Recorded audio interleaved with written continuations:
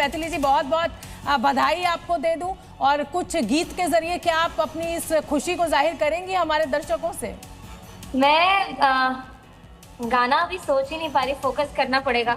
मेरा फोन इतना ब्लो कर रहा है, सारे फोन्स मेरे लगातार बज रहे हैं, लेकिन मैं बहुत खुश हूँ कि ये दिन मेरे जीवन में आएगा इतनी जल्दी। वो मैंने सोचा नहीं था कि मुझ पर इतना भरोसा करके लोगों ने इतना प्यार दिया है, उस भरोसे को मैं जीत पाऊंगी आगे। अच्छा, भी ये बताइए मैथिली दरअसल जिसको हरा कर आ रही हैं, मतलब रुझानों के मुताबिक शोभना, विनोद मिश्रा उधर के कद्दावर नेता हैं, आरजेडी के बड़े नेता हैं, उनको आप हराने जा रही हैं। हालांकि अभी नतीजे नहीं आए, लेकिन रुझानों में आप आगे चल रही है। मैथिली, मिथिलांचल का कोई गीत तो आपको सुनाना चाहिए, कुछ भी जो दिमाग में आपके आ रहा हो। और मैथिली, इसी के साथ मैं अखिलेश के सवाल में सवाल ये जोड़ूंगी कि ये मैथिली ठाकुर की लोकप्रियता का वोट है या फिर ये बीजेपी के प्रधानमंत्री मोदी और उनकी मेहनत का वोट है? क्या आपको लग रहा है कि ज्यादा बड़ा फैक्टर आपकी जीत में है? आप मुझसे पूछ रही हैं सवाल? बिल्कुल मैथिली जी, आप ही से तो पूछ रही हैं। मैं अपनी ये बोलूँगी, मेरी किस्मत ऐसी है या मेरा भाग्य इतना अच्छा है कि मुझे इतने अच्छे नेता मिले हैं जो मेरे ऊपर, मुझे जिनके आशीर्वाद से मैं यहाँ हूँ। प्रधानमंत्री मोदी जी, माननीय मुख्यमंत्री हमारे नीतीश जी, जिनको मैंने बचपन से ही मुख्यमंत्री के रूप में देखा है। तो ये तो मेरा भाग्य है कि मुझे ऐसे लोग मेरे साथ खड़े हैं। तो उन्हीं के नाम पर, और उन्होंने जो विश्वास जीता इतने सालों में, महिलाओं का, बच्चों का, बुजुर्गों का, जितने हमारे युवा हैं, हमारे भाई लोग हैं, जिनके सामने मैं जा रही थी, एक तो लोग मेरा चेहरा देख के मुझको पुचकार रहे थे और बउआ तू जित ले। देख लेते हैं कि जेडीयू खेमे में क्या चल रहा है, जरा वो भी देखना बड़ा जरूरी हो जाता है। अब नतीजे जब आ रहे हैं तो क्या वहां पर उत्साह का माहौल है, क्या कुछ देखने को मिल रहा है? जेडीयू दफ्तर चलते हैं पटना में, हमारे साथ सुमंत वहां से जुड़े हुए हैं। सुमंत, जरा वहां का दृश्य दिखाइए, नजारा दिखाइए। आज सुबह सुबह बड़े सारे पोस्टर आप वहां से दिखा रहे थे नीतीश कुमार के। बिल्कुल बिल्कुल, तस्वीरें देखिए, ये तस्वीरें देखिए, ये किस तरह से एक घंटी बजा के जल्दी जल्दी बजा रहे थे। आप घंटी बजाइए जरा, आप क्या, किस तरह से आप लोग खुशी मना रहे हैं, क्या कहेंगे आप? जीत का खुशी है, जीत का खुशी।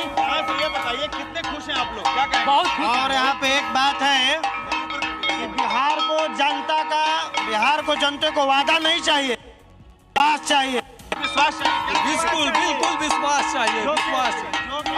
जनता को विकास चाहिए, विकास चाहिए। चलिए शंख वाले से भी बात कर लेते हैं जरा सा। ये बताइए भाई साहब, जरा एक बार शंख फूंक दीजिएगा। भाई साहब शंख फूंक दीजिएगा जी। ये क्या विजय का शंखनाद है क्या? जी बिल्कुल विजय का शंखनाद है। जरा शंखनाद करके जी बिल्कुल।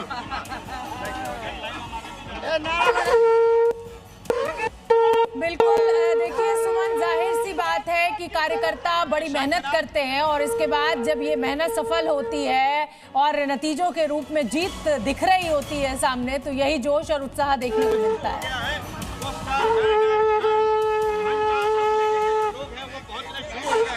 और लोगों का जो उत्साह है वो देखते ही साफ तौर से बन रहा है कि किस तरह से जदयू कार्यालय में पहले आती हो रहा है और जो लोग हैं अलग अलग पोस्टर, बैनर, झंडा लेकर यहाँ पहुंच रहे हैं और पूरे जदयू कार्यालय में उत्सव जैसा माहौल है। एक बार और एक तो ये तरीका यहाँ पे देखिए कि किस तरह से जो लगातार जी